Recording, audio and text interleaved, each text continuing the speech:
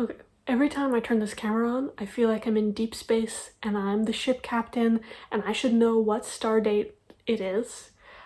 Speaking of stars, there is a little star sticker on my cheek because I have a pimple, and this works a bit like one of those post-surgery dog cones.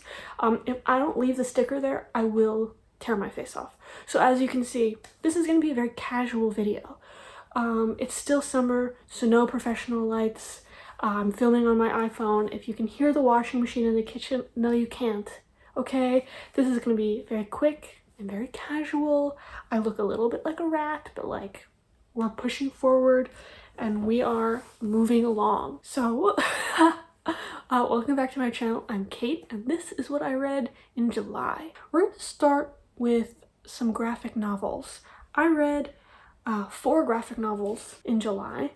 I read 2 that in French that were translated from English, and I read 2 in English that were translated from Japanese. So we're going to start with Bloom by Kevin Panetta. This is a sweet, like, young adult graphic novel. This is the one I read in French. I've been reading graphic novels in French because I feel like it's helpful for my, you know, French learning experience, and I thought this was like a really sweet, gentle summer read. It's a queer romance about 2 young boys, a bakery, and a seaside little sleepy town. So it does have sort of coming-of-age rom-com vibes. I think the color palette is really beautiful, filled with these soft, lush blues, and that's kind of how I would describe the book in general, is that it's sweet, but it's not necessarily profound.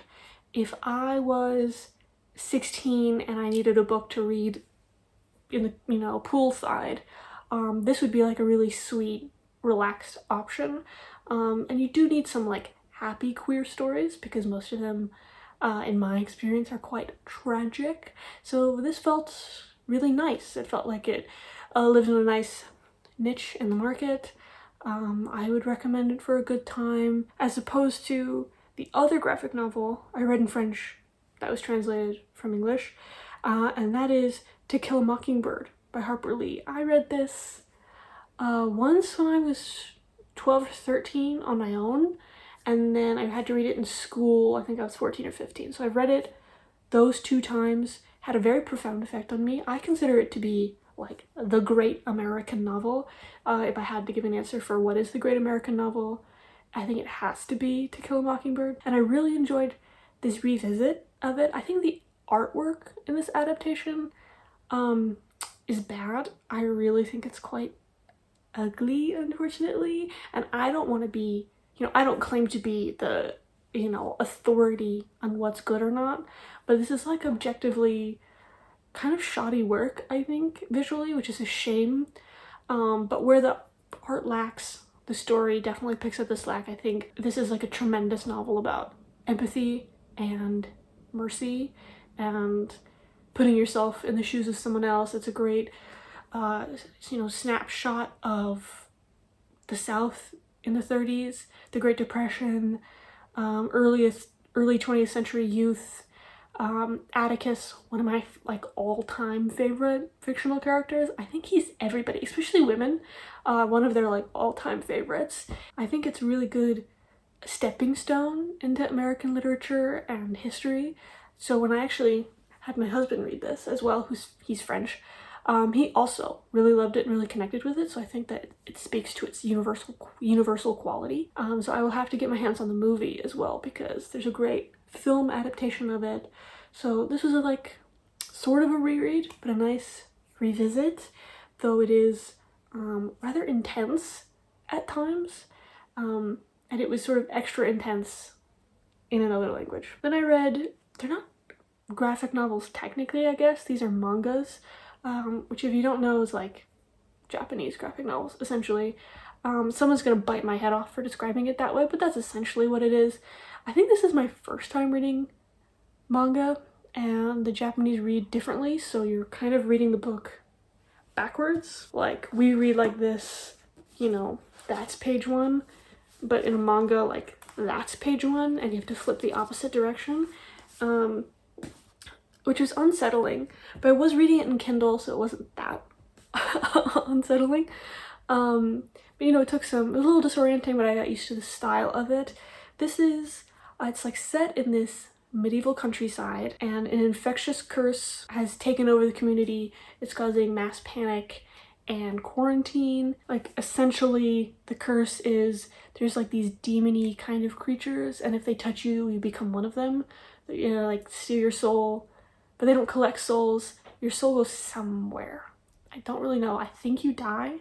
As you can tell, the book really makes no effort to like nail down one thing or the other. From what I see, I think there's like 12 of these, and I read the first 2 volumes. The reason I was attracted to these, one is the art style. I really liked that kind of edgy gothic. It kind of reminds me of like zines from the 90s.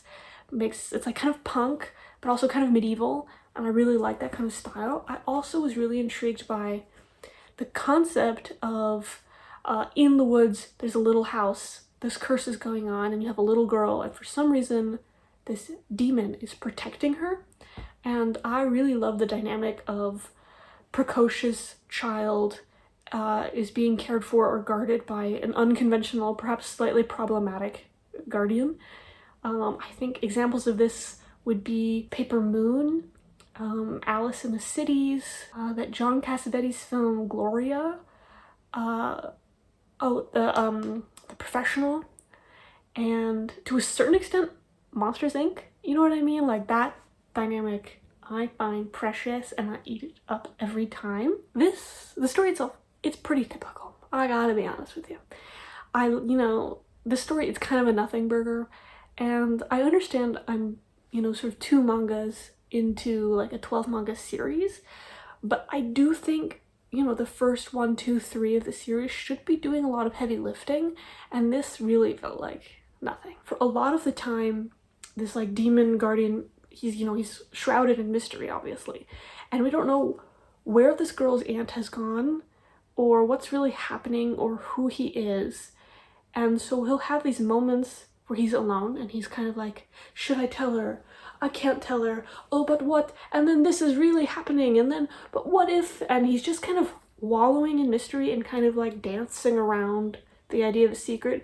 You know how like Act 1 villains kind of talk? I don't think this guy's a villain, but like that's sort of not really specifying what you're talking about, but hinting that there's a mystery happening. And that would go on for pages, and it would happen multiple times in each issue. And that was really obnoxious to me, because don't tease me. Get on with it. Don't waste my time. I just hate that kind of monologuing. Additionally, the little girl, her only personality trait was little girl, and she's so innocent and sweet. It's like saccharine. It's when something's too sweet, it hurts, and it's just, she's kind of annoying. She's like the personification of one of those precious angel little figurines. Like, if that became a person, that's the little girl, and I'm not into that. I need somebody a bit more like Addie Prey in Paper Moon. I read 4 novels this month. I'm gonna start with, you saw this earlier when I held it up for the demonstration. This is Another Country by James Baldwin. Baldwin is one of my favorite writers of all time. He wrote what I often consider one of, if not my favorite novel ever, and that's Giovanni's Room. That is also like sort of a queer romance tragedy, 1950s Paris. I think he's a tremendous writer. He's so great at structuring a sentence and creating characters, and like the actual, like, technically really good writer, but he also weaves in really meaningful themes and messages at the same time, and I love spending time with him and his writing. This was hard to describe. It's very dense. Let me tell you what it's about. Okay, there's like, it hops from character to character in this greater social circle in New York City, from women to men, black people to white people, queer people to straight people, and it's kind of just a tangled, twisted web of these complex characters. In that sense, you don't really stay with anyone for long, which was a disappointment for me a little bit, because my favorite only lasted for like this much of the book. So for like the first like quarter of it, I'm really enjoying it. And the rest, it's really a lot, because not much happens, just sort of people moving around the city and through each other's lives. They're all sleeping with each other, obviously, and it talks about race and sexuality and class and art and music and money and abuse and violence. So it's covering a lot of things while just talking about 5 or 6 people. So as you can see, I'm kind of on the fence with this one. I always enjoy my time with James Baldwin, but this I just didn't connect with as much as the other ones. And I don't think that has anything to do with the text itself and more to do with me, who I am right now, what I've experienced so far in my life. I think maybe I could find more value in this when I reread it in like 15 years. So I'm not, keeping anyone from this or dissuading anyone from reading it. I would say if you're gonna read a James Baldwin, like, don't start with this one because you'd be starting on hard mode. I think this is my 5th of his, 4th or 5th. I think it's my 4th. Anyway, I wouldn't start here. If you want to start with him, Giovanni's Room is perfect. He also has a little small book of essay. I think it's 2 essays in it. The Fire Next Time. So those are better options to start with. This is like James Baldwin on hard mode, and I feel like that might be the rest of his catalog for me. I want to talk about another writer that I've read a lot of. This is, and I did count. I have my notes here, if anyone's wondering. I did count this one. This is my 5th book by Kurt Vonnegut. This is Bluebeard. So this book, it's framed like an author's autobiography telling the story of his life, but then throughout he sort of inserts himself and like what he's doing now in like the present day, and like today I wrote and then I went out in the yard and had this conversation. So it's like his life, like his past and his present, sort of, you're flipping back and forth. But he's not doing much recently. There's this mystery that there's something in this potato barn on his property, and that's kind of what the mystery is in the present, along with like his relationship with his neighbors and things like that. It sounds a bit dull, and that's because it kind of is a little bit. There's just enough intrigue to keep you going, but it's definitely not like a silly, goofy, rippin' roarin' classic Vonnegut time where he does goofy and like camp really well, but this feels a bit more subtle and understated. It is really funny throughout. He'll toss out a sentence that's the funniest thing you've ever heard and then just kind of move on casually. It's very like casually funny. So it's amusing at times, but like for me altogether kind of inconsequential. And I was looking at people ranking his books. Like I read a bunch of articles like ranking, where they like rank them. You know what I mean by ranking. And this almost always ranks exactly in the middle. And that's how I feel, that it is sort of middling. It's kind of not good, not bad, right in the middle. The good thing about Vonnegut is that he has this really interesting, like, connected universe. Like, all his books live in the same universe, so you'll see some characters passing through.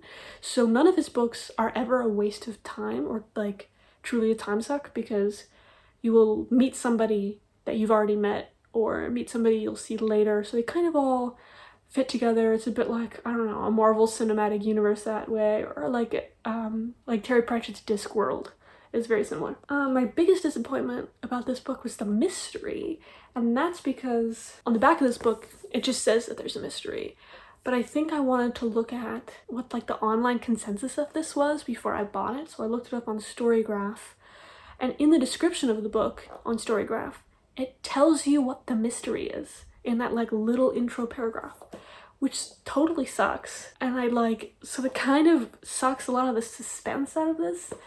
I don't even know if I'd call that my fault. I'm just doing regular cursory research before spending money on a book. So that kind of sucked the fun out of it for me, unfortunately. I'm gonna certainly continue with Vonnegut. Anytime I see him in a used bookstore, I pick it up, because it's like returning to an old friend. Let me talk about now. I read something called Slewfoot by a person called Brahm, I think. The reason I mention him is because he's, been kind of living in horror fantasy for a while as an artist. Geeks will recognize his work in the Diablo video games. He painted the covers for those. He also painted the cover of World of Warcraft, I think, and a bunch of like tabletop RPG stuff. So he's like been kind of a horror fantasy geek artist for a while, and he's writing books, and he should keep writing books because this was awesome. This is a witchy tale taking place in the 1660s, I think, in a New England Puritan colony. It has all the hallmarks of the subgenre, but like taking it to the next level. What's interesting about this is that the author is equally as concerned of the politics and dynamics of like the Puritan colony and the people as he is with the politics and dynamics of the woodland evils, the spirits, the little monsters in the woods. Like, they have their own shit going on too, which I think was really cool to read about. So you kind of have sympathy. You have sympathy for the devil, as the Rolling Stones would say. And that was really interesting. And I can't justify why you have sympathy for him without spoiling aspects of it. But there's a bunch of little monsters running around, and they've got their own agenda, and then you've got the people who have their own agenda, and they mix, and that is so cool.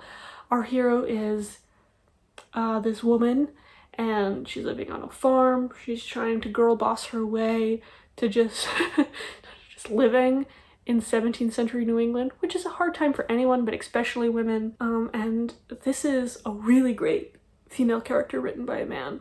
I'm floored because I was like, who is this brown person? I wonder what her real name is. And it's a man. And that is rare. I really loved her because she was strong, but not to the point of being cartoonish. She's also a bit crazy. I love a gal with gumption. And at the end of the day, the biggest evil in the story is men. Not man like the human race, but men like the male species. Obviously, that's like the biggest evil in the story. We're against puritanical societies and religious zealots. It's just, it goes into all of that while adding horror elements, and it was really cool. I wish I had read this during Halloween, but it had such a long wait at the library that I just had to read it when I read it. It was excellent storytelling, really cool vibes. The pacing was so good. Like, it sort of sets the scene, chapter 1, and then chapter 2 you're in it. I can't believe some of the stuff that happened in chapter 2, and it just keeps, upping the ante and changing the situation, which I really appreciate. So that's Slewfoot.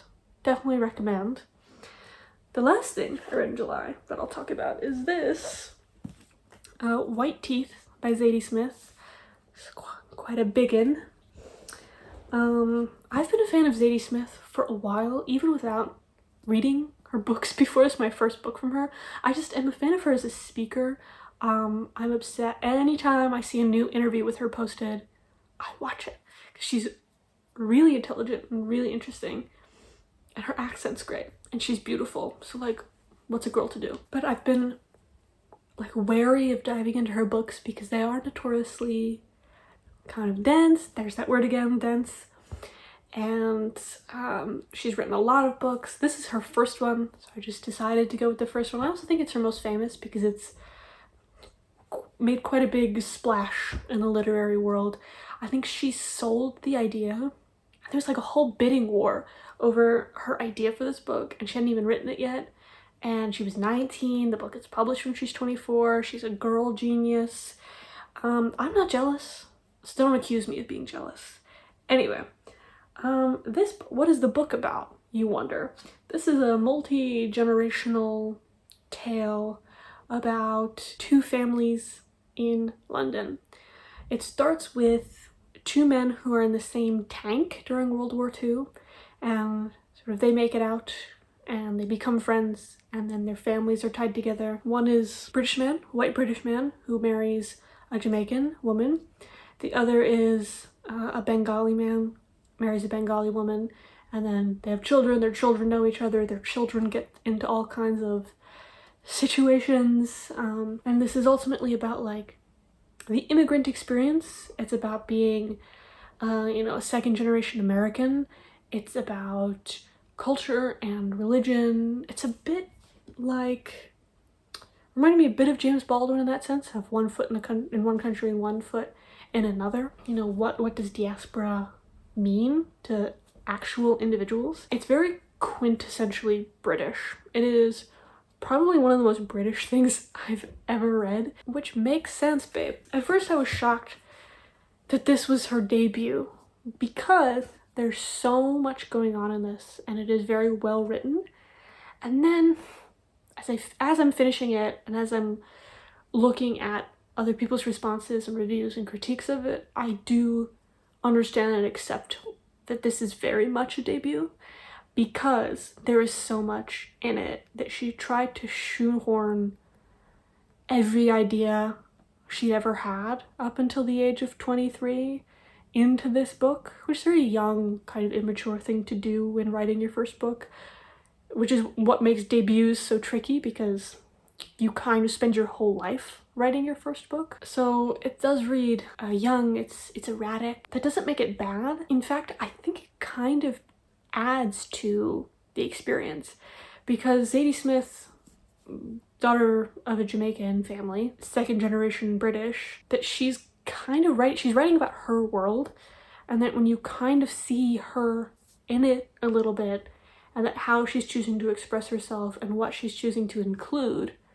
it kind of adds to the message of what it's like, you know, the burden you have to carry and all the things you have to think about and consider when you can't connect 100% with the culture you've been born into and the people you leave behind in the Caribbean or in India, etc. Because it's kind of a bit about everything, it does remind me of wellness.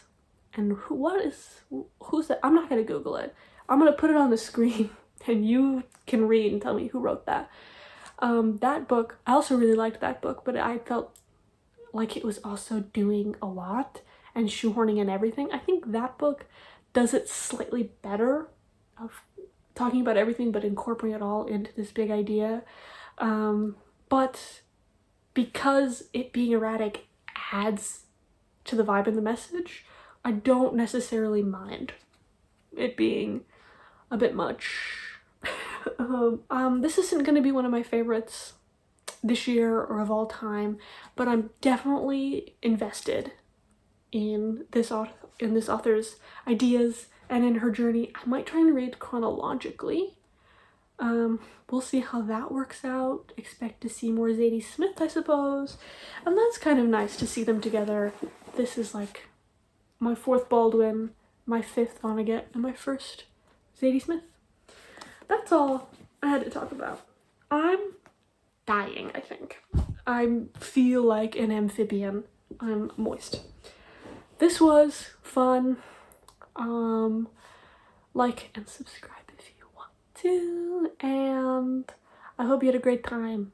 I hope this is all worth it. Leave a comment. I'm reminding that specifically for my husband, who likes to leave comments but then always forgets. So hey, leave a comment. Okay, bye. See ya. Bye. Okay.